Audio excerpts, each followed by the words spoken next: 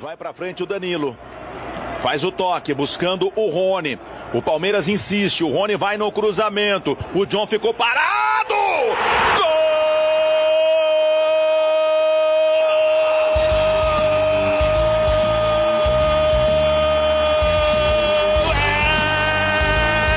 É do Palmeiras!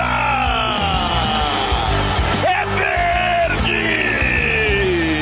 Bruno Lopes aparece por trás.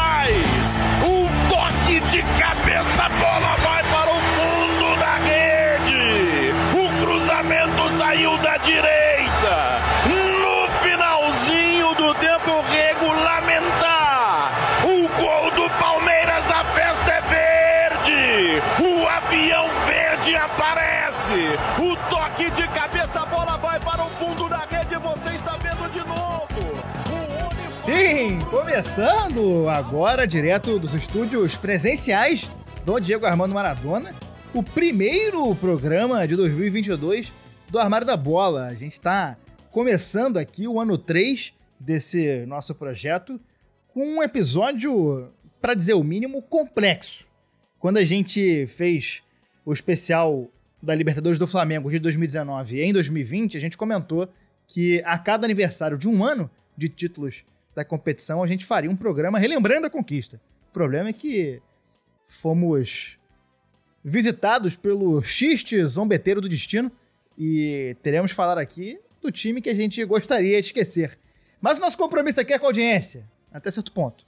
Porque o programa sobre o Tri não vai acontecer. A gente já vai adiantar aqui, a não ser que role o famoso Pix do Milhão, porque pagando bem, a gente faz qualquer coisa. Mas estamos aqui para falar de uma Libertadores marcante, para dizer o mínimo, né? O torneio da pandemia, que começou em março, foi terminar no ano seguinte, que o Palmeiras copou no Maracanã com um gol no apagar das luzes de um herói improvável. Meu nome é Gustavo Angeléias e eu tô aqui, como sempre, com ele, Chico Freire, o homem das camisas. Chico, seu boa noite, meu. Nossa Senhora. Meu avô italiano. É.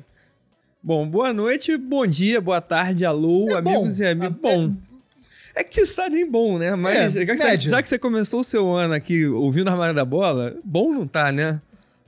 Olá, amigos e amigas, ouvintes e ouvintas do podcast Armário da Bola. Vamos aqui começar pontapé inicial de 2022, provando que todos os detratores que tentaram nos aplicar, nos subjugar sob a pecha de clubista, estão errados. Sim. Esse programa é, antes de tudo, e mais do que tudo, um tapa na cara. Isso. Esse programa é um manifesto pra gente mostrar que a gente tem vergonha na cara. Às vezes. Por incrível que pareça. De vez em quando. Por incrível que pareça, por incrível que parível, isso. A gente tem vergonha na cara. E a gente vai tomar as rédeas da situação e vai falar de Palmeiras. Só hoje. Ano que vem a gente não vai falar, tá? Quando chegar novembro, a gente já... você ouvinte, não espere. Não espere. Não espere. Não vamos fazer um ano do tricampeonato do Palmeiras, tá? A gente é não clubista até certo ponto. A não ser que paguem muito dinheiro pra gente. Se chegar alguém com muito dinheiro, a gente faz. A gente negocia isso. Vamos falar do time de Rony Elson, time de Abel, time de Gustavo Gomes, o time de Weverton. Esse nome que por muito tempo, né, provocou dúvidas aí, é o Weverton, como que se pronuncia, né? Sonic, onde está o W de Weverton? Vamos falar de um título interessante, um clássico maravilhoso, né, cara? Palmeiras e Santos no Maracanã, bem ou mal, assim, a gente fala brincando aqui pra caramba, mas, é um clássico do caralho, numa final, de uma competição que a gente ama mais que tudo, no umbigo do universo. Maracanã é o epicentro do universo e nada do que possam falar vai mudar essa certeza. Um torneio, como você falou, com muitas peculiaridades, né? A questão aí da pandemia. Primeira vez que a gente vai debater o futebol pandêmico aqui no Armário da Bola. Vamos relembrar aí a campanha do Verdão de Abel. Lembrando que você pode ajudar a gente divulgando o Armário da Bola nas redes sociais, dando aquele famoso RT, dando aquela famosa compartilhada, indicando para seus amigos. Nós demos uma leve reformulada no nosso projeto. O nosso final de ano passado foi razoavelmente confuso e agora estamos entrando nos trilhos novamente. Vamos fazer nossas gravações sempre ao vivo na Twitch, com exceção dessa. Como sendo a primeira, a gente vai voltar aqui no classicão, só nós dois na gravação. A gente recebeu elogios sobre os últimos programas de gente que estava com saudade do formato clássico e agora a gente vai conseguir atender a todos os públicos. Quem gosta da live vai ter na live, quem gosta da gravação só presencial vai ter também, a gente vai fazer isso para todo mundo. E para você assistir a live, você pode seguir a gente na Twitch, twitch.tv/Armário da Bola, e lá a gente faz todas as nossas lives.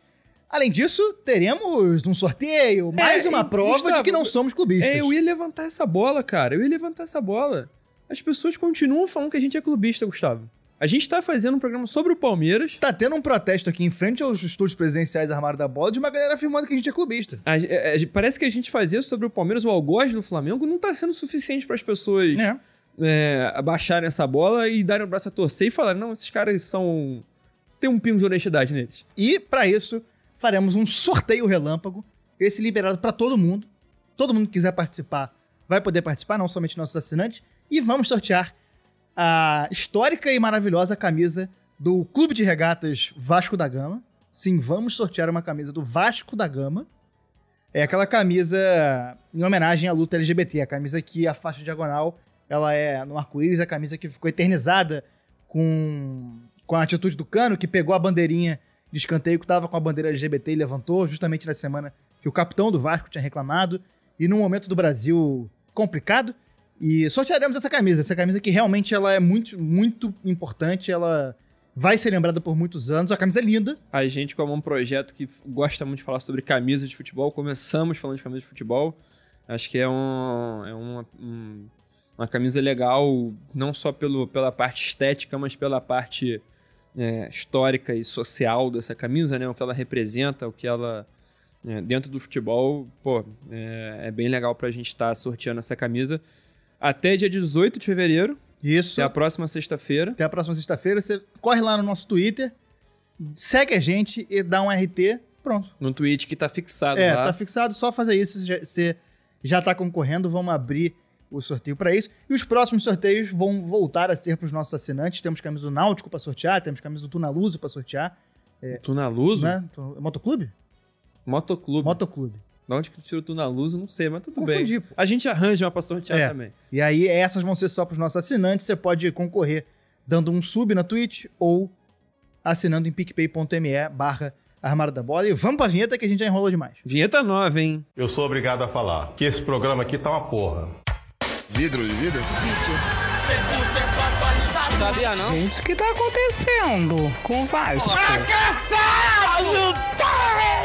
São Luís da Maranhão. Os negros maravilhosos que saem tabelando, tocando.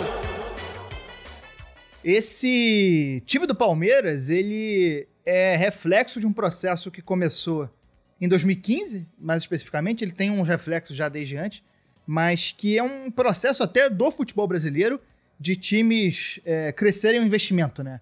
A década de 10 desse nosso século vai ficar marcada muito por esses investimentos milionários que os clubes passaram a fazer, e o Palmeiras é um dos times que conseguiu sustentar esse investimento e criar um projeto que fizesse isso não se voltar contra, como aconteceu com o Cruzeiro, por exemplo. O Cruzeiro é outra face dessa moeda de investimento que a gente viu, que acabou numa derrocada gigantesca, ainda que os processos tenham suas individualidades por ali. Em 2014, a gente comentou no nosso episódio sobre os centenadas, que foi um ano que o Palmeiras completou 100 anos de história e quase foi rebaixado. Bateu na trave, foi salvo na última rodada, que tinha empatado com o Atlético Paranaense, e o Santos venceu o Vitória e acabou salvando o Palmeiras do rebaixamento numa lição de karma, né? Nossa senhora. Pense numa lição de karma, né?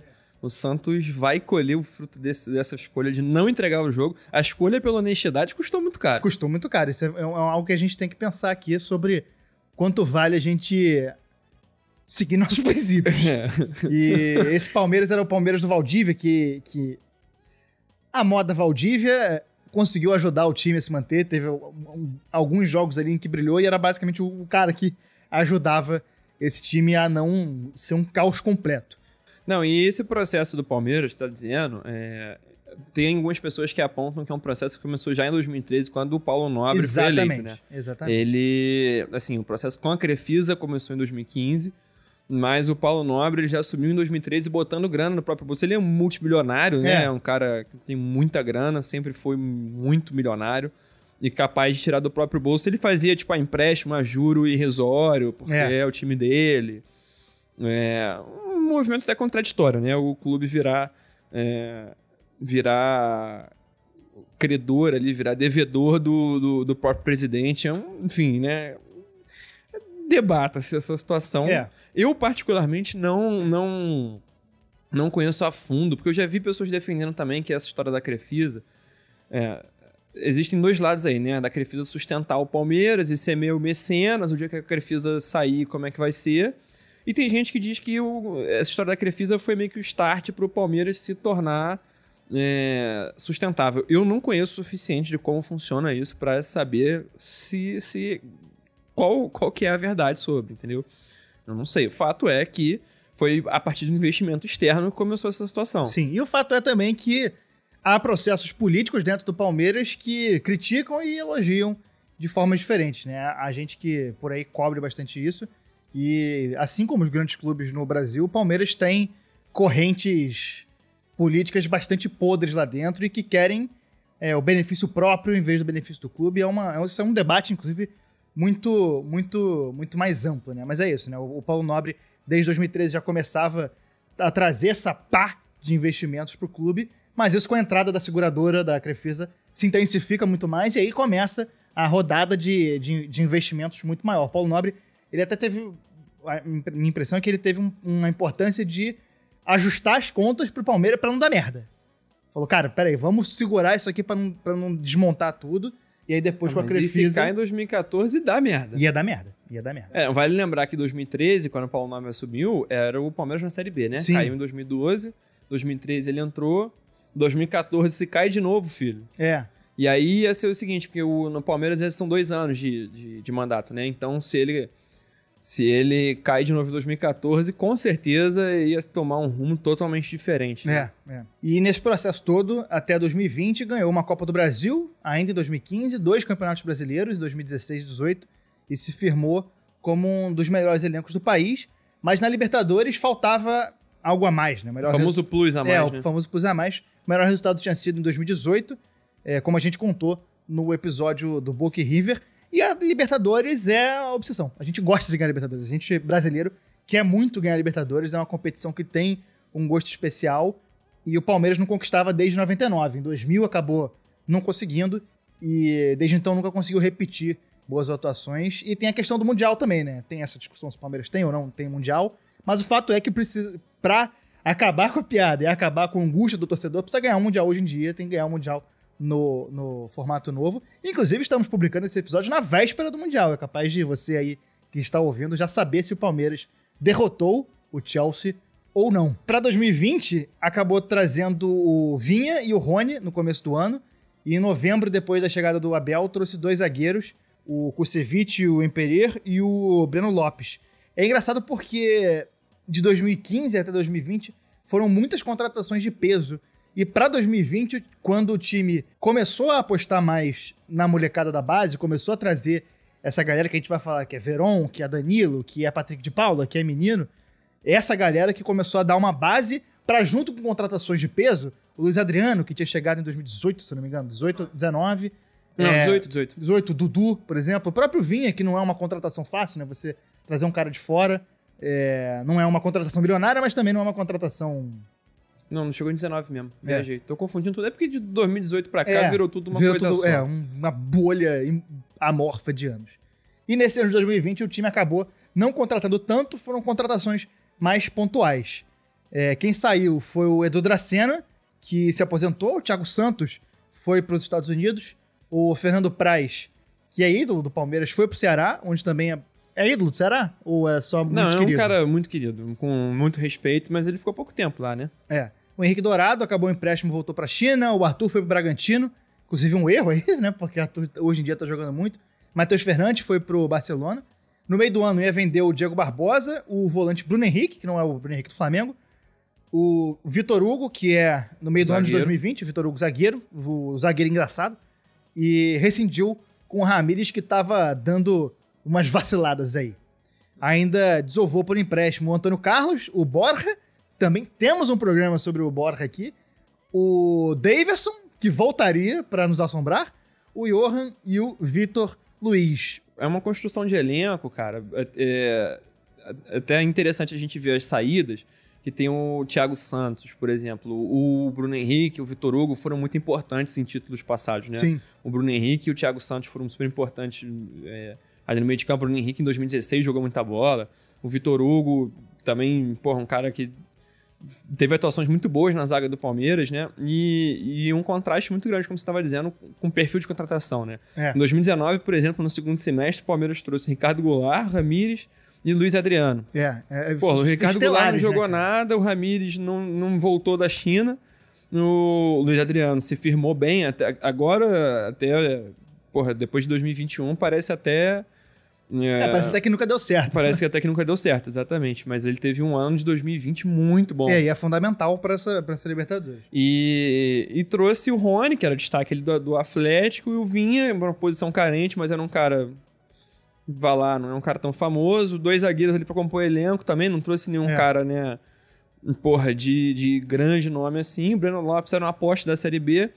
E até coloquei na pauta aqui o no meio do ano, entre aspas, né? Da saída de Diogo Barbosa, Bruno Henrique e Vitor Hugo, que é tudo outubro, novembro, né? Exato. O meio da temporada, que seria julho, agosto, ali virou 3, 4 meses depois, que foi o tempo que ficou parado, né? Quem saiu do time também nessa temporada, começou a temporada de 2020, mas acabou não terminando, foi o Dudu, que, envolvido numa polêmica, saiu vazado pro Al Duhail do Catar. Foi. Ele foi acusado pela mulher de ter agredido ela, né? E aí, teve uma cobertura extensa da mídia. E ele saiu vazado, saiu até, tomando muita porrada, com razão, né? E aí, depois da investigação, descobriu-se que ele era inocente, né? E ele acabou sendo inocentado, a justiça concluiu que quem tinha sido agredido foi ele, né? Ele acabou saindo fugido, teve uma polêmica muito grande, mas acabou que a mulher dele acabou sendo processada porque conseguiu se provar que ele tinha sido agredido por ela e... Enfim, foi inocentado. E ele chegou a jogar os primeiros jogos na Libertadores, mas não pegou mata-mata, né? Em 2020 ele jogou, uma parte só. Saiu ali no meio do ano. Né? Isso. E outro fato muito importante pra gente falar da formação desse elenco é o fator técnico. E essa formação acontece no meio da competição, mas desde antes o Palmeiras vinha tendo problema, né? Em 2019 começou com o Filipão. Tinha sido campeão em 2018, contando com a benevolência. Com a benevolência do Flamengo, do Inter e do São Paulo. Isso. E acabou terminando o ano com o Mano Menezes. Foi uma escolha genial, né? O Palmeiras sendo criticado porque botou o Filipão, né? Um técnico defensivo, retranqueiro, não sei o quê. Aí ele tomou do Flamengo, perdeu no Maracanã 3-0, foi demitido. Já sei, quem que a gente vai colocar, né, pra mudar, né? Pra atender os anseios da torcida, botar um técnico, né? Já sei, o Mano Menezes, pô. Não, e não fez o menor sentido o Mano Menezes. Não fez o menor sentido, cara. Ele também foi demitido depois de tomar 3 do Flamengo. E em 2020, surrupiou o Vanderlei Luxemburgo do Vasco, uma escolha esquisita. Ele tinha feito uma campanha razoável no Gigantudo da Colina, que teve como grande momento um 4-4 com o Flamengo.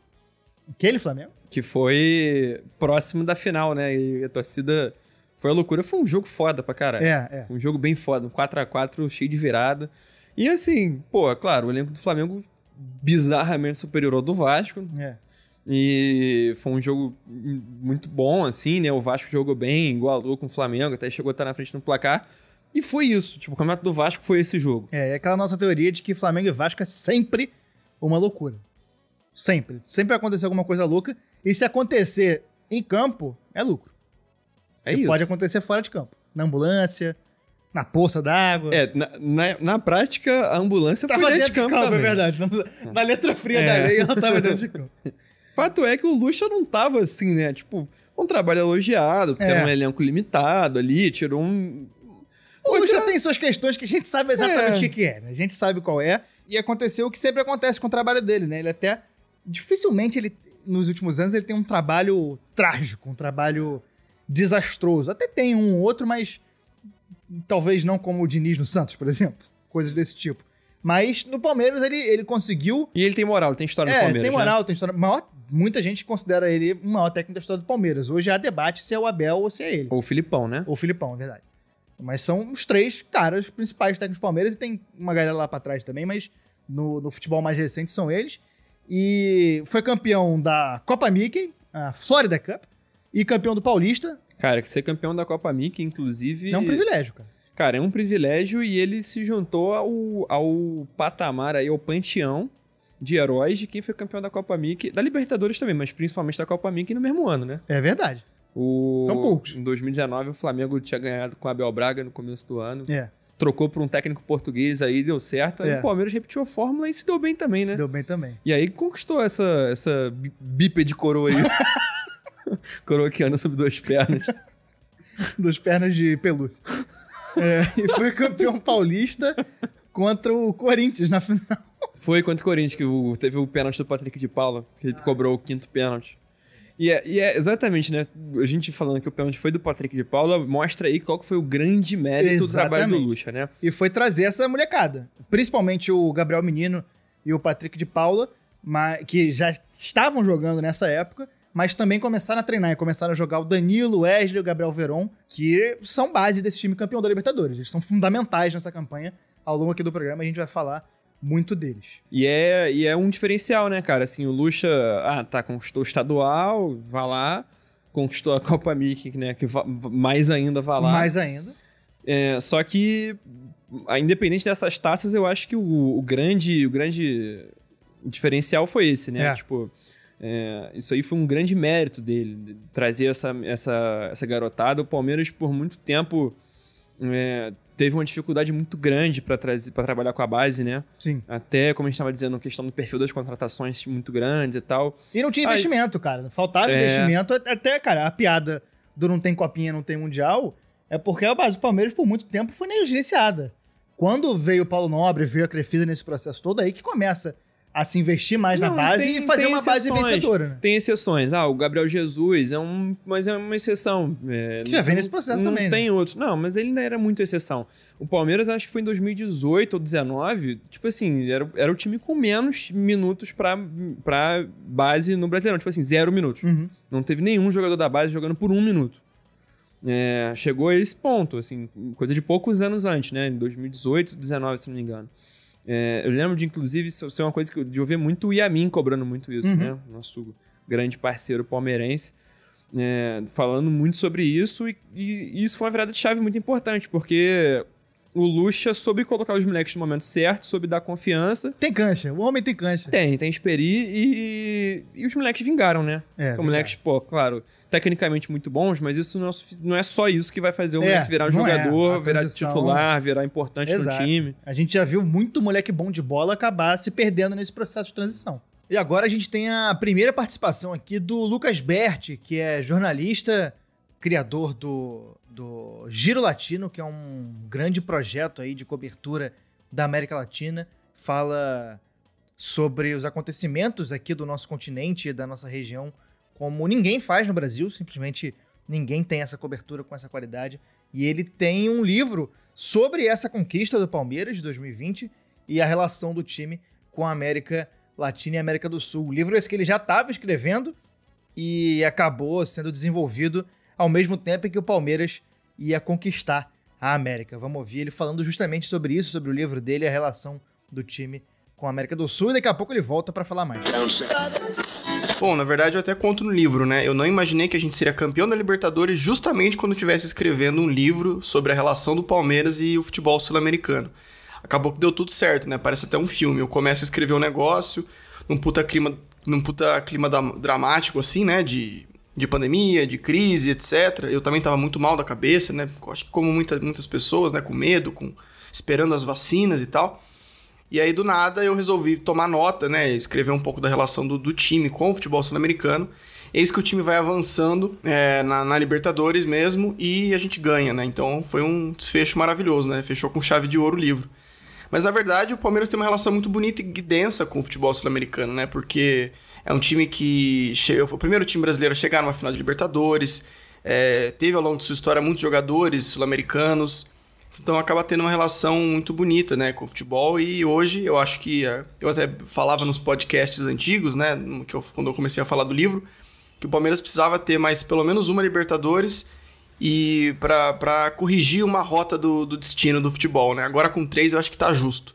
Eu acho que a nossa história na Libertadores, se a gente pegar números de vitória, números de gols, número de participação, 3 taças é o que a gente merece. Agora a gente vai por mais.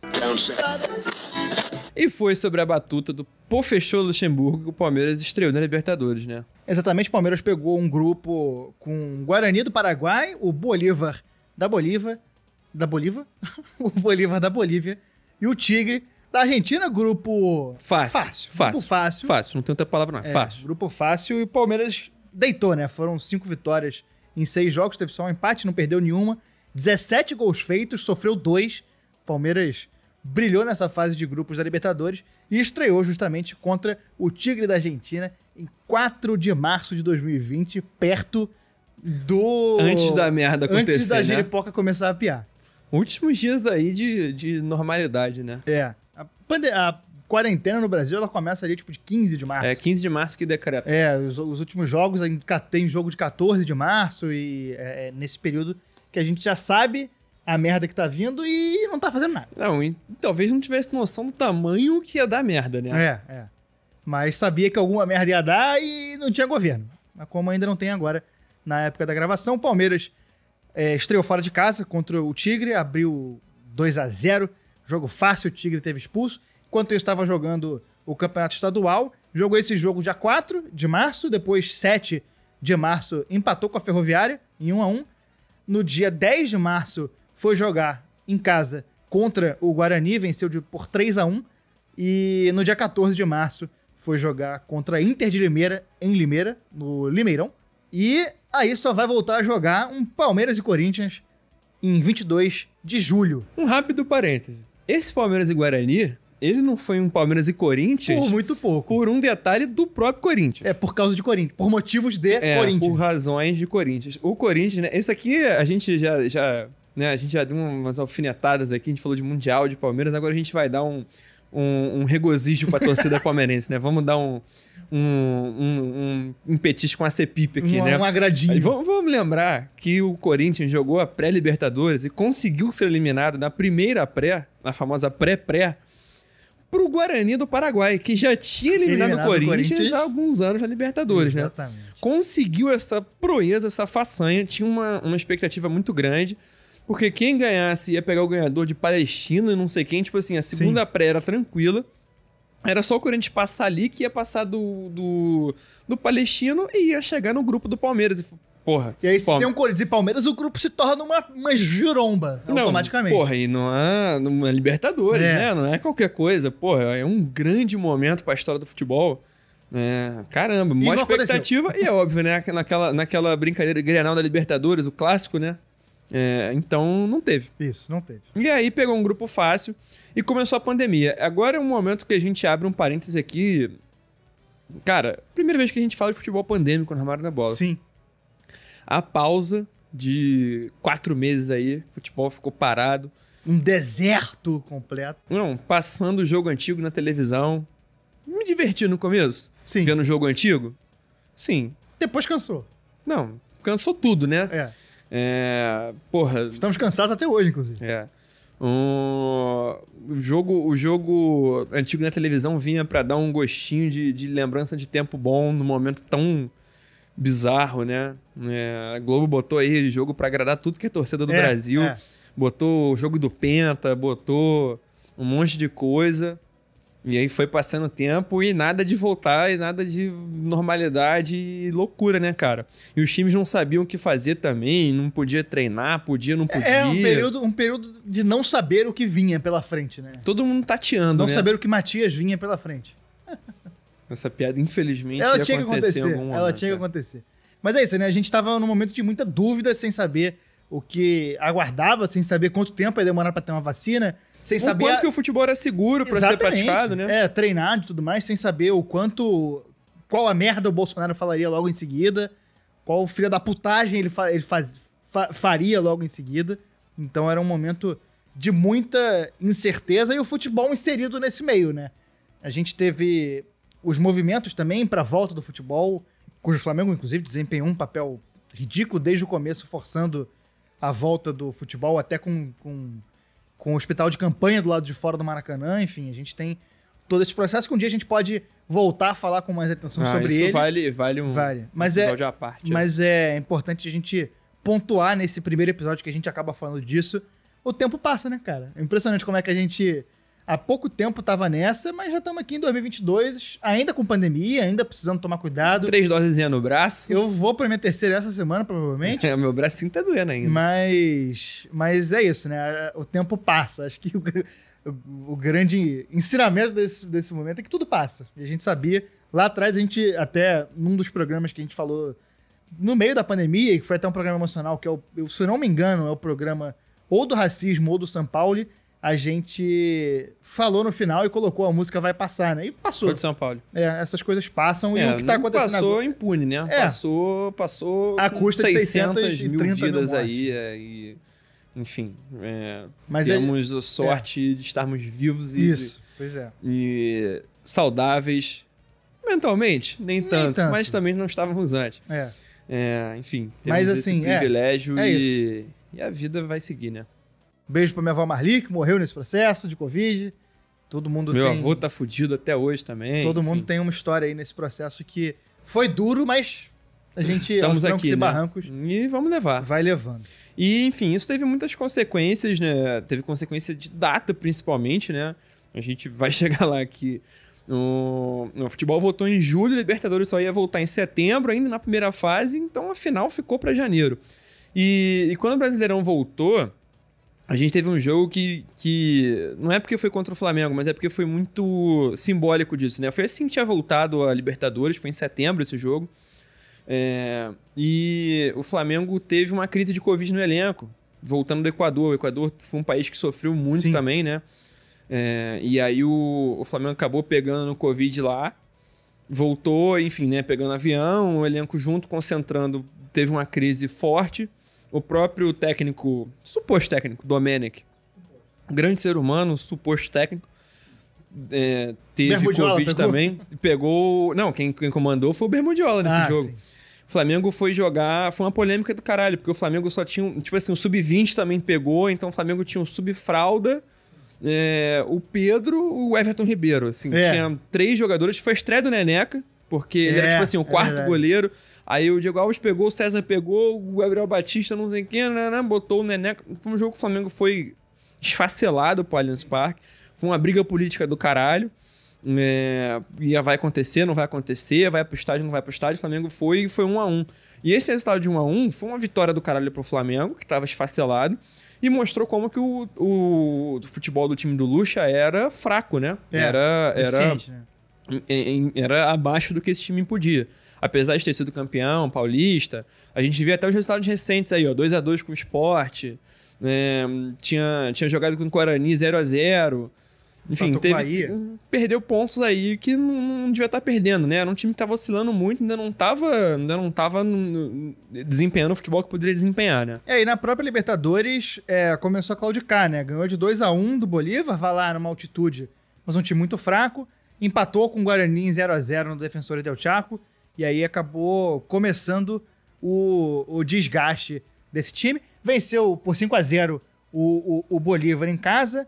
Depois, na Libertadores, venceu de novo por 5-0 o Tigres na última rodada. Tigre. O Tigre, exato. É uma unidade só. Um Tigre apenas. Singular. Singular. Não chega a ser uma matilha. Eu ia falar matilha, mas matilha não acho matilha, que é de canídeo, Qual é o... Vamos ver qual é o... Coletivo de Tigre. Apuração ao vivo. Coletivo de Tigre. É uma alcateia. Olha aí. Alcateia não é de lobo também? Eu achava que era, cara. Tamo aí, né? Parabéns. Qual é o coletivo de felinos? Uma bicharada. Uma bicharada. Gataria. Um bando de tigre.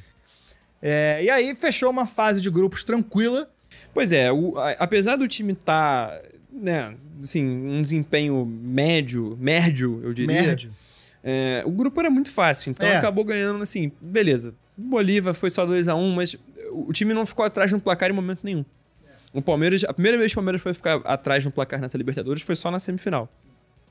Foi no penúltimo jogo. Então, Se deu bem aí que, enfim, não passou susto na Libertadores, apesar de oscilar no Brasileirão. Na Libertadores não passou sufoco, meteu 5-0 seguido aí.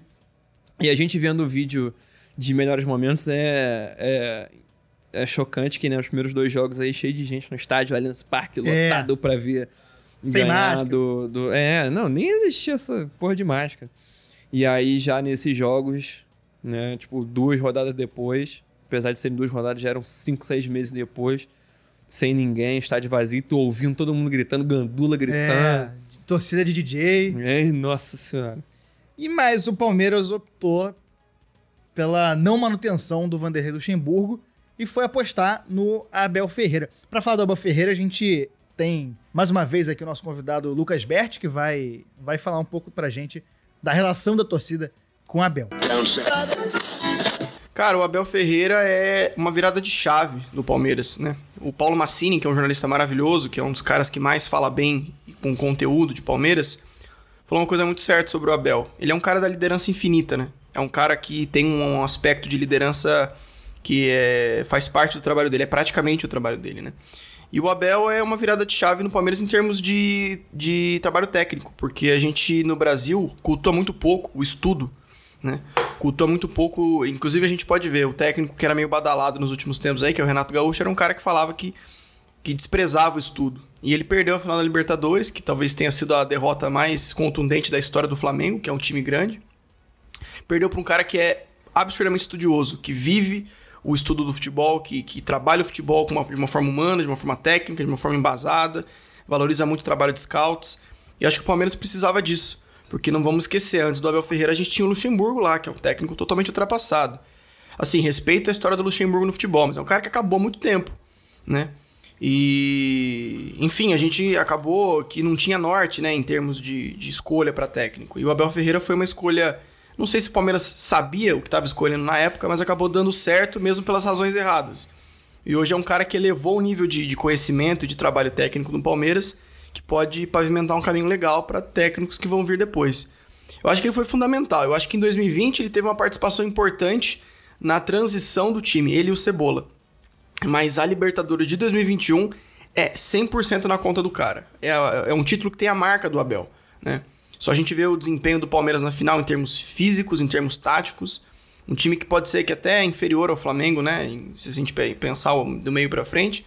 Mas isso não importa pro Abel. É um cara que faz valer o trabalho, faz valer o estudo. Eu acho que esse é o maior legado que ele vai deixar aqui. Não, esse é um ponto de uma virada de chave muito grande, né? Sim, é impressionante. É uma aposta, de fato, porque ainda que fosse um técnico português, ele não tinha muitos trabalhos. Mudou o perfil dos técnicos que vêm para o Brasil de fora, geralmente são caras um pouco mais consagrados. O próprio Jesus não tem lá muitos títulos, mas tem lá alguma coisa com o Benfica. Mas ele era tetracampeão português com o Benfica, né? Tem alguma coisa para mostrar. O Abel tinha treinado o Braga, o Abel ex-Braga, e tava no AEK da Grécia, pô. Era o AEK? Era o AEK de Atenas. Era o Olympiacos, não era não? Não, era o AEK. Não era AEK, era o PAOK. E antes disso ele tinha treinado só o Braga. Antes, times B, né? Treinou o Sporting B e o Braga B. Braga B é o Braga Boys, né? Sim. Treinou eles na dança sensual. No movimento sensual. Chego aqui com conhecimento de bomba, né? É isso. E é uma baita aposta, né? Um cara que tinha 2 times no currículo, um cara novo. Hoje ele tem 41 anos. Quando ele chegou... 43. 43? Então quando ele foi contratado, ele tinha 41 anos. Então, assim, é uma aposta muito grande. E um cara que que acabou criando uma relação com o clube muito grande, porque ele não é simplesmente um técnico. Eu acho que o Jorge Jesus não criou isso no Flamengo, por exemplo. Uma relação... Não. Uma relação com funcionários, com comissão técnica e tudo mais. Como que não, Gustavo? Acho que não, Tá doido, cara. Acho que é diferente do Abel, completamente diferente, cara. O Abel morou no CT um tempo sem a família, criou a família dele. O Jorge Jesus voltou porque a mulher tava mandando ele voltar, pô. Porque não tava aqui. Mas ele não morou no CT. Eu acho que é uma relação diferente aí, é uma simbiose diferente.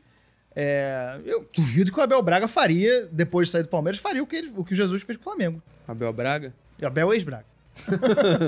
Eu vou começar a errar o nome dele o programa todo. Mas trouxe o Abel uma aposta que deu muito certo logo de cara, né? Ele pegou ali algo que já tinha sido feito pelo Luxemburgo e consertou alguns detalhes. E um cara que sofreu muitas críticas, muitas delas... Ainda sofre. Ainda sofre, muitas críticas justas e muitas críticas injustas. Eu, pessoalmente, gosto muito do Abel. Eu acho ele um cara... me parece ser um cara do bem, pra começar. Não parece ser um cara escroto, parece ser um cara gente boa. E é um cara que eu acho que ele acaba fazendo bem pro futebol brasileiro. Eu acho que ele traz discussões positivas pro futebol brasileiro. É um cara muito estudioso, um cara que faz algo muito diferente, porque ele opta muito por... Ele é discípulo de Mourinho, né? Ele opta muito por um futebol mais reativo. E, por exemplo, fazer o que ele fez na Libertadores de 2021, que na semifinal e na final, ele jogou basicamente em oposição ao que o adversário apresentaria. Tanto na semifinal quanto na final, ele armou o time para explorar os pontos fracos do adversário.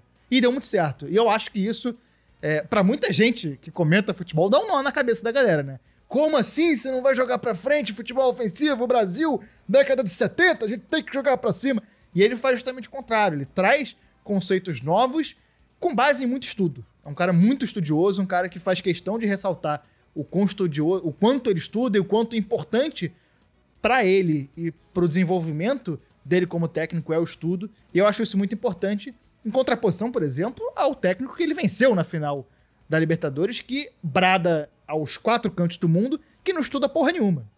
Então eu acho que isso... ele traz muitas coisas positivas pro futebol brasileiro e eu acho muito legal também de ver a conexão que ele tem com o time. É uma identificação que ele tem com o time que não tem times que conquistam títulos que o técnico não consegue essa conexão com a torcida, com o time, com o ambiente, acho que com a cidade. É um cara que foi adotado aqui, né? Virou brasileiro. É um desses caras, dos portugueses, que vai acabar virando brasileiro. Assim, eu acho que, como você falou, cara, o grande diferencial dele, como técnico, né, como profissional ali, é que ele não se resume a ser um cara, tipo, ele é defensivo, ele é retranqueiro. Sim. Ele não necessariamente é um cara defensivo, assim, ele é um cara, mais que tudo, estrategista, né, isso é uma palavra que falam desde que ele chegou e que eu acho que define ele muito bem. Ele é um cara que sabe adaptar o time à necessidade. Ele sabe jogar exatamente na frente. Ele sabe analisar, identificar e estudar as fraquezas do adversário e botar o time para aproveitar isso, né? Ele sabe que o time não joga de uma forma só. Então não é um time necessariamente retranqueiro. Se a fraqueza do outro time for um time que joga pra caralho em cima, ele vai botar o time para jogar em cima. Se a fraqueza for jogar no contra-ataque, ele vai botar o time para defender e jogar no contra-ataque.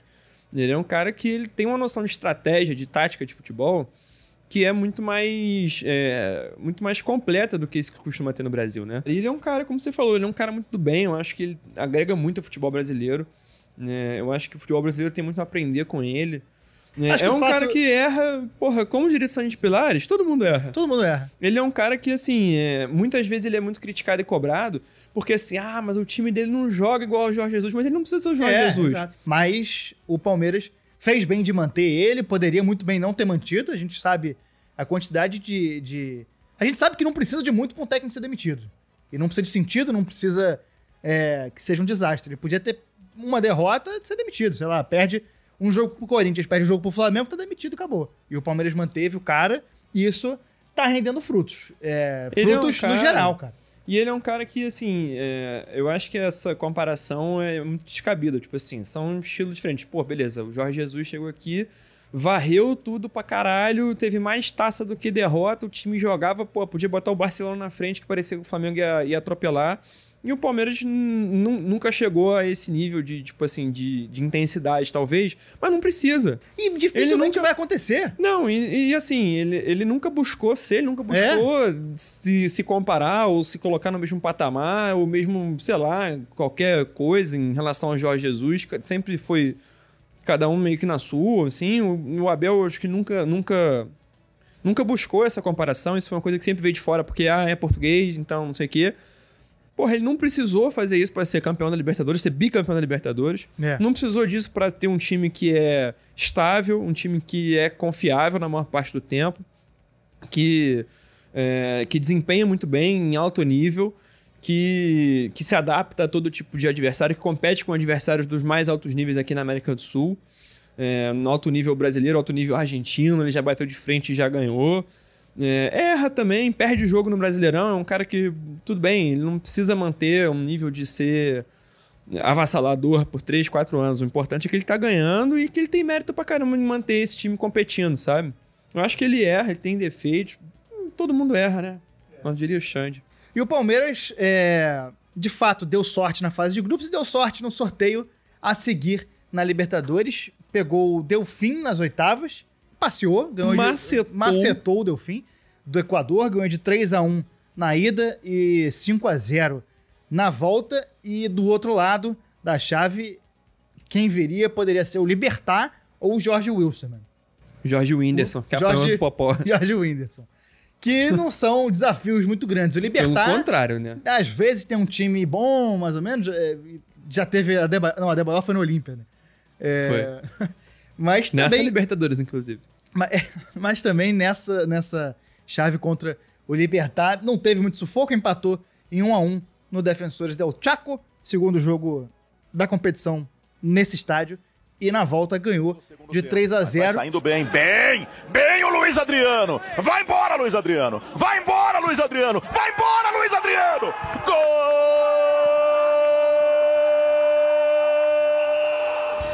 O que teve de sorte antes, agora o negócio ia complicar. Viria um River Plate e aí que o caldo começa a engrossar. A onça foi beber água, né? Não, a gente dizer que foi um sorteio fácil... Tá feliz esse programa, né? Falando de tigre, falando de onça. Você tá um gato aqui na minha frente, Gustavo. Obrigado, cara. Obrigado. Não, e a gente falar que o time... Porra, teve um sorteio fácil, não é nenhum juízo de valor. O Palmeiras tem que... Acontece. É isso. 2021 o Flamengo teve. Teve mais fácil ainda, inclusive. O Palmeiras ainda teve um desafio na semifinal, o Flamengo só foi ter desafio na final contra o próprio Palmeiras, né? Enfim, é isso mesmo. Tem que pegar e aproveitar, foda-se. Não é juízo de valor. Às vezes, você pega um sorteio fácil e toma no cu. O Palmeiras se deu bem, soube aproveitar, não tomou conhecimento, deu fim. Delfim é foda, né? Delfim é o Delfim. Delfim Moreira, né? Delfim Moreira. E aí, enfim, Libertad também, outro time, né? Só tem nome, passou tranquilo, e aí o River o bicho pegou. E foi muito foda. Esse foi um confronto bem foda. Foi um confronto absurdo. Dois jogos foda. Grandes. Cara, o Palmeiras é um time colossal e o River Plate também é gigantesco. E diga-se de passagem, na outra chave era Boca e Santos. Umas semifinais da década de 60, né? Boca, Santos, Palmeiras, a galera que lá atrás tinha muita coisa... Sim. Muita história. Do outro lado era Boca e Santos, Maradona contra Pelé. E tinha uma expectativa do caralho, porque o Maradona tinha acabado de morrer. E uma torcida meio ali, uma comoção. Tipo, pô, o Boca chegar na final e ganhar pelo Maradona. Que nem o Lakers fez com o Kobe, né? Um negócio ali. Uma expectativa para que o River passasse para fazer o clássico, para ser outra final, Boca e River. Até o Boca se vingar do River pelo título que tinha ganhado em 2018. Um negócio ali, e aí o Palmeiras foi e meteu 3-0. Meteu 3-0, o jogo foi em Avejaneda, não foi no Monumental de Nunes. O Monumental de Nunes estava em obras. E em Avejaneda, o Palmeiras aplicou 3-0. Gol do Luiz Adriano, gol do Rony, gol do Vinha.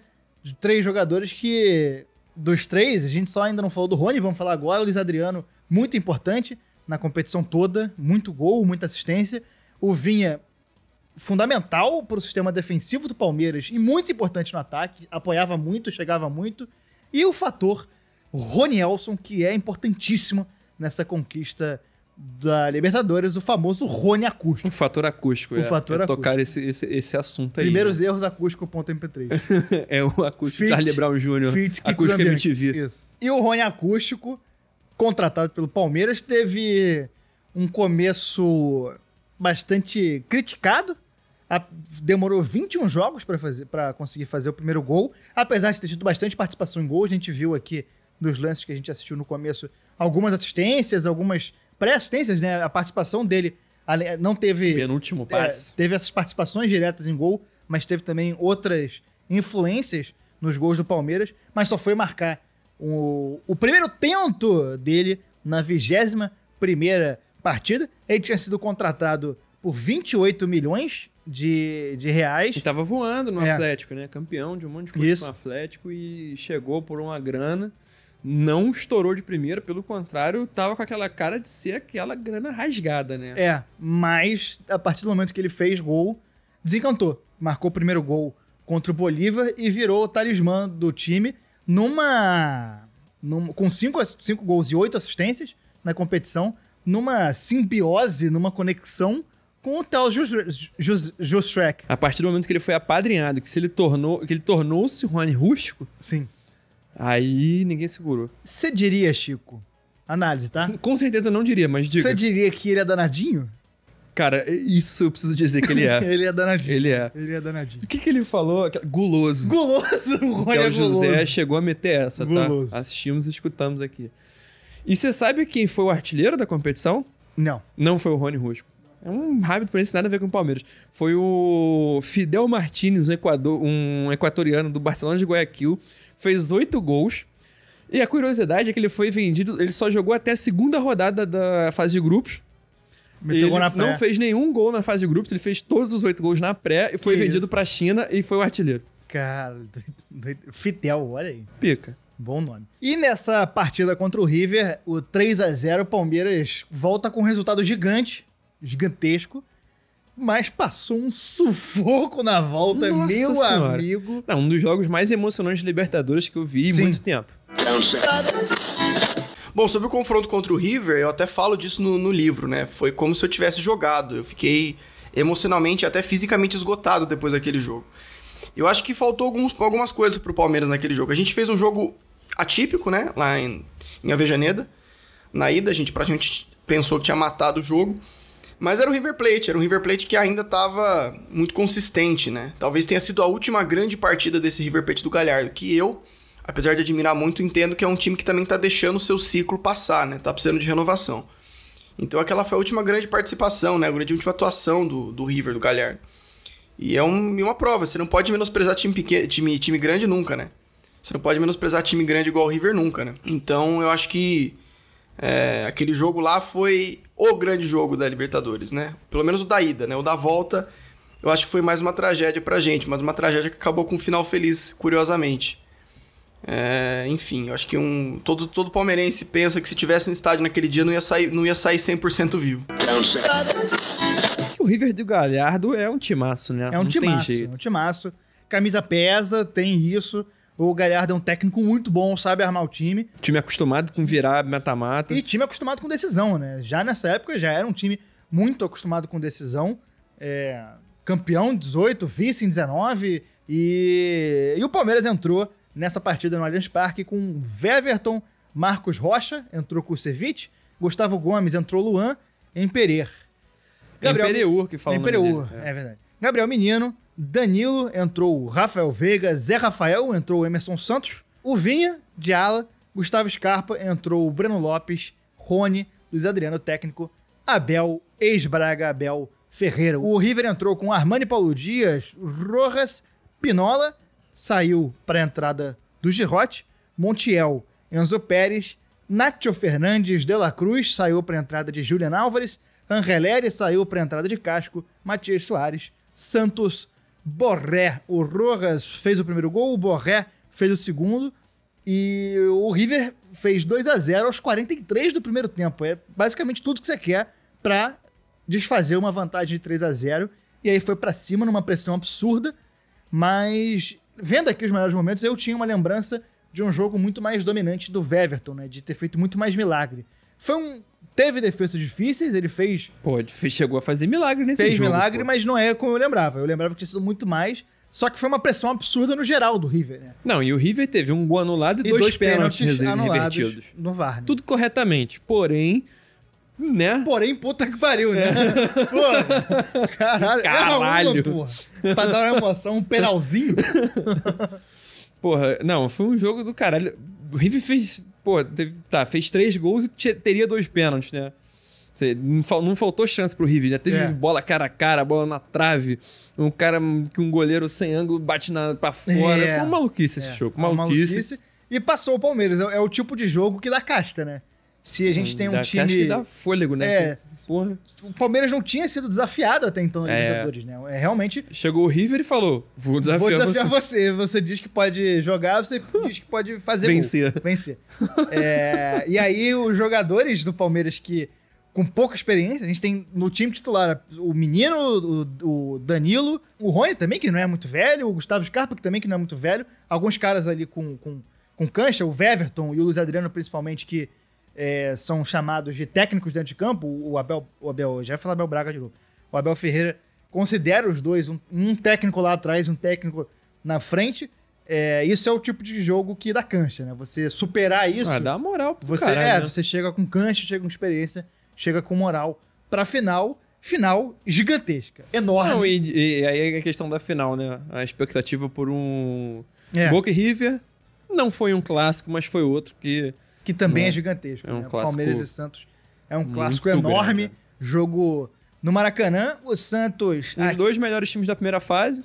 O Santos, a título de curiosidade, passou pela LDU, passou pelo Grêmio e depois passou pelo Atropelou o Grêmio, né? Atropelou Passou por 4x1 aí, tipo 1x1 no primeiro jogo, mas 4x1 no jogo da volta, fora o baile. E o Boca atropelou também, né? Meteu um 3x0 na volta pra cima do Boca. Final essa que contou com Palmeiras escalado com Weverton, Marcos Rocha, Luan, Gustavo Gomes e Matias Vinha, Danilo, Zé Rafael, Gabriel Menino, Rafael Veiga, Rony e Luiz Adriano, treinado por Abel Ferreira. Entraram ao longo da partida Imperiur, Patrick de Paula, Felipe Melo, Breno Lopes. Felipe Melo, vou censurar o nome. O Santos entrou com John, o que foi uma falta muito grande, o João Paulo. O Santos entrou com John no gol. Marcos Rogério. Infelizmente não entrou com a família dele, o Pará homem, o Pará velho e o Pará mulher. Luan Pérez, Lucas Veríssimo, Felipe Jonathan, Alisson, Diego Pituca, Sandri, Marinho, Caio Jorge e Soteldo. É interessante a gente notar uma coisa aqui que, como a gente estava dizendo, na semifinal, o Palmeiras entrou com 3-5-2, né? Isso. Com o Gabriel Menino de ala, mas ainda, o Vinha jogando também de ala, mas com 3 zagueiros e 5 no meio de campo, né? E um dos zagueiros é o Marcos Rocha, né? Que é a lateral deslocada para a posição de zagueiro. E aí, teoricamente, o Gabriel Menino também lateral direito, teria teoricamente 2 laterais direitos. Na verdade, o Marcos Rocha jogando na linha de defesa e o Gabriel Menino jogando já mais de ala, né? Mais quase no meio de campo. E agora voltou pro 4-2-3-1, né? Voltou aqui pro 4 na linha de defesa, Marcos Rocha por um lateral, Vinha na outra, 2 zagueiros, Danilo fazendo um papel de volante, Zé Rafael, Gabriel Menino mais aberto, Rony na outra ponta, Rafael Veiga armando e Luiz Adriano na frente. Tipo, mostra o quanto que o Abel estava confortável para mudar o time, a escalação e a formação dentro do que ele tinha no elenco, né? E a final, apesar do colosso que foi, o jogo em si foi uma bosta. Um jogo muito tenso, muito amarrado. 5 mil pessoas no Maracanã, né? Rolou um público ali, o que foi bastante errado, né? Porque estávamos num momento bastante tenso da pandemia. E o jogo foi tão tenso... E o jogo foi bastante complicado, muito amarrado, os dois times marcando muito bem, e uma final bastante mais amarrada que a anterior e que a seguinte, que 2019 e que 2021. O Abel fez um time que conseguiu anular completamente as duas principais armas do Santos, que era o Soteldo e o Marinho. O time do Palmeiras é melhor que o do Santos. A escalação e o elenco, até as opções são melhores. Sim. Agora, o Santos tem esses 2 jogadores, o Marinho e o Soteldo, que são bem decisivos. Sim. Né? E contava com um momento muito iluminado do Caio Jorge, né? A bola sobrava no pé dele e ele botava pra dentro. Não, e o Santos chegou numa situação muito ruim fora de campo, mas o elenco muito blindado e concentrado, né? O time tava numa crise política enorme, uma crise financeira enorme. O Santos estava num momento muito ruim, muito conturbado fora de campo e chegou pra final... chegou, né? Chegou ganhando do Boca, chegou ganhando do Grêmio, pegou uma chave difícil aí, ganhou, goleou o Grêmio, botou 3-0 no Boca, chegou com muita moral, chegou blindado e concentrado, né? E tem o Cucabol, né? Que, apesar das 300 mil críticas que a gente vai ter à pessoa do Cuca e ao estilo de jogo do Cuca, por vezes dá certo. E nessa Libertadores vinha dando certo, apesar de tudo, apesar das deficiências que o elenco tinha, tava jogando bem. E na final, nenhum dos times jogou de fato, né? Difícil fazer uma análise futebolística, esportiva. Foi um jogo amarrado, né? Um jogo tenso, um jogo difícil, jogo complicado. Xadrez, né? E que acabou sendo definido pela merda que o Cuca fez. E aos 96, o Cuca uma bola, um chutão aleatório sai pela lateral, o Cuca domina a bola. Presepou. E aí resolveu fazer uma presepada, uma pataquada. A gente não conseguiu definir se é mais uma presepada ou mais uma pataquada. Charopada, eu diria. Você aí, por favor, vinde a mim, vinde a nós e fale a sua opinião se é uma presepada, uma pataquada ou qualquer outro termo que você julgue ser melhor. E o Cuca resolve segurar a bola para não deixar o Marcos Rocha pegar. O Marcos Rocha tenta pegar, o Cuca cai e aí gera-se uma confusão generalizada. O Cuca caiu, já era. Aí já era. Aquela Kizuma, aquela Kizuma, confusão, porra, a galinha voando, filho, dedo criança, no cu, biela batendo, criança de colo correndo, essa coisa toda. E acabou que o Cuca foi expulso e o Marcos Rocha recebeu só o cartão amarelo, justo. Quem fez a merda foi o Cuca. Talvez o Marcos Rocha nem deveria ter recebido amarelo, mas... Deveria ter ganhado uma comenda do governo do Rio de Janeiro, por agredir o Cuca. A medalha de honra, medalha de Tiradentes. Porra, medalha de Tiradentes. Eu, se fosse vereador, fosse... Marcos Rocha, cabe a nós informar e reafirmar maior cover de Paulo Silvino da história desse país. No território nacional, nunca vi uma coisa igual. Cara crachá. A partir disso, o time do Santos desmoronou. Logo que o jogo voltou... e foi uma coisa rápida, porque foi logo depois, né? Isso já tava os 6 minutos da prorrogação do segundo... Da prorrogação, do acréscimo do segundo tempo. O Cuca foi pra arquibancada. Foi a questão ali de dar uma piscada, foi uma leve destabilizada e foi o suficiente. Foi o suficiente. Uma jogada do Palmeiras de chuveirinho, né? Uma jogada de desespero. O Danilo pega a bola na esquerda, inverte no pé do Rony. Todo mundo já pensando na prorrogação. Todo mundo pensando na prorrogação. O Rony recebe um certo espaço do lateral, que eu não vou recordar quem era, não pegamos o nome dele aqui. E aí o Rony dá um cruzamento pro Breno Lopes, que tinha acabado de entrar. Jogador questionadíssimo pelo Palmeiras, contratado pelo Juventude, contratado do Juventude para suprir uma deficiência do time em atletas de velocidade. O Breno Lopes está sendo marcado pelo Pará, o Pará muito mal, marcando muito mal, não cola no Breno Lopes, ele sobe com liberdade, cabeceia de forma inapelável pro John. Gol do Palmeiras, loucura no Maracanã dos presentes. Um cruzamento absurdo do Rony, um tapa... Porque ele tá bem antes da área, né? Não é aquele cruzamento que ele só levanta na área, é aquele cruzamento de antes, né? Dali da intermediária ali. Difícil o cruzamento e tem que ser preciso. Se ele não for no lugar correto, o atacante não consegue cabecear. Não foi isso que aconteceu. A bola foi perfeita na cabeça do Breno Lopes. E o Breno Lopes, por sinal, ele não tinha feito nenhum gol pelo Palmeiras até o jogo anterior à decisão, né? Fez contra o Vasco. Foi 1-1 com o Vasco, ele fez o gol, o time meio reserva. Jogo no meu aniversário, inclusive, dia 26 de janeiro. E aí... Porra, ganhou uma moral ali, tipo, faltando 3, 4 dias pro jogo, ele ganhou uma moral que ele precisava pra entrar ser no herói, jogo. pra ser herói. E ele entrou durante o jogo, né? O Abel poderia botar, por exemplo, o William Bigode, que é um cara que tem uma história no Palmeiras, é um cara que, porra, tem uma história grande no futebol brasileiro também. Tava no banco e falou, vamos botar o Breno. Botou o Breno aos 85. Estrela, né? O grande técnico tem que ter estrela também. Não deu outra. E repetiu a dose, né? Em 2021 vai ter um jogador contestado diferente. Não, é diferente, mas também é estrela. O cara que ele bota faz o gol, simplesmente. Mérito total do Abel Ferreira de conhecer o elenco e como ele muito bem fala, né? Mente fria, coração quente, calma na hora certa e intensidade na hora certa. Palmeiras bicampeão da América em pleno Maracanã. Um título muito grande, né? Um título muito peculiar grande, título muito grande do Palmeiras. Um peculiar fora de campo, principalmente, né? Um fora de campo que acabou influenciando muito dentro de campo, como a gente falou, pelas datas, pela disponibilidade de jogador, pela forma como a temporada se desenrolou.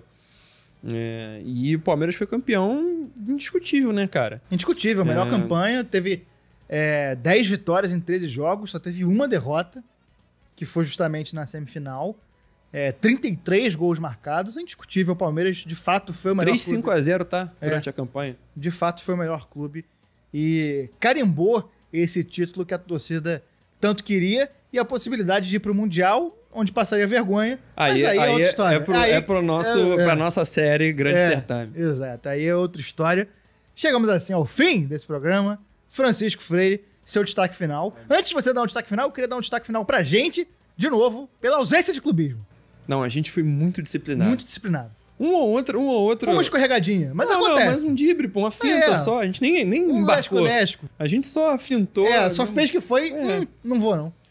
Meu destaque final, a gente deu uma estendida boa nesse assunto, que é o Marcos Rocha. Isso. Que agredir o Cuca é mais... É um dever cívico. É isso que eu ia dizer. Eu ia usar exatamente essa expressão. É uma questão de... direitos e deveres. Agredir o Cuca é um dever. Não, mas falando na moral, um grande título do Palmeiras. O destaque final tem que ser Abel Ferreira, um grande técnico. Um cara muito, muito foda mesmo. Uma pessoa legal, um técnico... É um cara que dá vontade bom. de sentar numa mesa de bar e bater um papo. Porra, trocar uma ideia, bebendo um vinho do Porto. Comendo um bacalhau azul do Pinto. Eu não... batatas ao murro, né? Porra. Enfim, é um cara muito legal, uma influência muito boa pro futebol brasileiro. É um cara que a gente torce contra porque é um adversário, mas gostaríamos muito que estivesse no nosso time. É um cara admirável, independente de clubismo. E ele foi um cara que simbolizou muito essa conquista, né? E mudou o espírito do Palmeiras, mudou o ânimo do Palmeiras. E a exceção do Felipe Melo, não é um time de muitos jogadores odiados. Não. Eu gosto muito do Scarpa, gosto muito do Zé Rafael, gosto muito do Rafael Molecada Veiga. foda, o Molecada Patrick maneira, de Paula, Patrick moleque de Paula. do caralho. Meteu a Juliette na comemoração, rolou um funkão. Ele entrou na casa do Big Brother e levou ela pra Maracanã. Foi isso que ele fez. O Weverton, goleiraço, aço, que até a gente Goleiraço. nem falou tanto assim, mas é um cara muito importante pra essa conquista e pra esse momento do Palmeiras, então é realmente um time especial. Cumprimos nosso dever de falar desse título. Se você quiser valorizar o feito do Armário da Bola de falar sem clubismo de um time que ainda dói. Bom, 2020 menos. Não, mas Dá pra falar, dá o pra nome falar, pô. Palmeiras ainda dói. Ainda traz lembranças. É por isso que a gente só usou Verdão, só usou... Isso. Verdudo, Verdaço. verdeja. Estudei com verdante. Verdante. Verdoso. E se você quiser O popular valorizar... porcudo. A gente não mencionou a torcida Porcs, Vale a menção. vale a menção. E... Periquitudo? Se você quiser ajudar a gente a valorizar o nosso feito, você pode seguir a gente nas redes sociais, divulgar a gente pra quem você conhece. Estamos... Pra quem não conhece, E pode pra divulgar quem não também. conhece, divulga também. Sai falando na rua. O trocador do ônibus, fala aí, ouve o Armário da Bola. Esses dias eu vacilei, cara. Eu entrei no Uber, tava o cara com a camisa da Irlanda do Norte, cara, da Eurocopa, do Will Griggs. E aí eu perguntei, Olha. a gente começou a conversar de camisa, eu não recomendei o Armário da Bola. Pô, mas tu é muito burro. Eu sou... Aí tá dado, isso tá... Porra, aí tu Tá é um dado. songo-mongo do caralho. é isso que tu é. Bom, eu acho que é. Porra. A definição é essa. E aí... Então divulga a gente, sai divulgando pra motorista de Uber. O Armário da Bola tem que tocar em todos os Uber do Brasil. Em todos os corações. Em todos os corações. Estamos fazendo um sorteio da camisa do Vasco. Você falou de motorista de Uber, você que tá em São Paulo escutando, esse é um episódio pra se escutar em São Paulo. Tá falando de time verdade. de São Paulo. Em São Paulo, o Uber só escuta porra de Jovem Pan. Tira esse caralho dessa Jovem Clã do caralho, esse bando nazista do caralho, e bota a porra do Armário da Bola, que a gente é contra o nazismo, entendeu? Isso. Abertamente contra. E estamos sóbrios, poderíamos estar bêbados, que seremos contra o nazismo também. Exatamente. Porra. Isso. Estamos fazendo um sorteio da camisa do Vasco, a camisa LGBT do Vasco. Para concorrer ao sorteio é só dar RT e seguir a gente no nosso perfil do Twitter. Até o dia 18 de Até o fevereiro dia de 18 de 2022. fevereiro, uma semaninha aí. Obrigado. E é isso. Até a semana que vem. Grande abraço. Valeu.